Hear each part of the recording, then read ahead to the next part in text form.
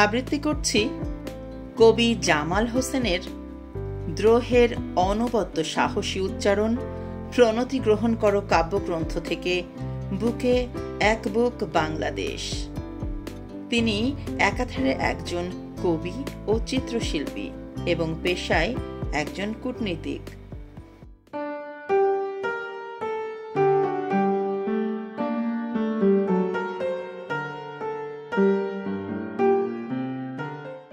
ঝড় আসে রুদ্র রোষে,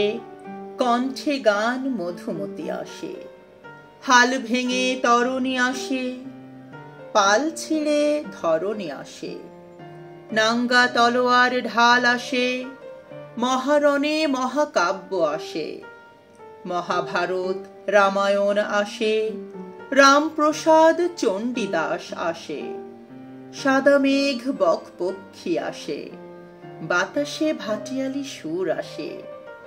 নুরাল দিনের তেজ আসে, পেশিতে তমিজুদ্দিন খাঁ আসে, বিবেকে নীল বিদ্রোহ আসে, মননে মুক্ত মানব আসে, ঝাঁকে ঝাঁকে দানব আসে, বিস্ময়ে ঋষি বাল্মীকি আসে, পদ্মে পদ্মাবতী আলাওল আসে, আকাশে আজব আবাবিল আসে, গোপনে গহনে গাংচিল আসে, শিওরে শশাঙ্ক পাল আসে, মন্থনে মৌর্য মুঘল আসে, মহারণে মর্তে মঙ্গল আসে,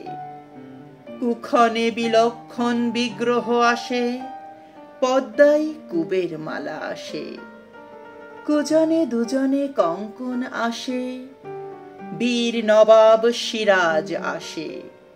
ভীরু মীর জাফর আসে, একজন রবীন্দ্রনাথ আসে চিরশান্ত, একজন নজরুল আসে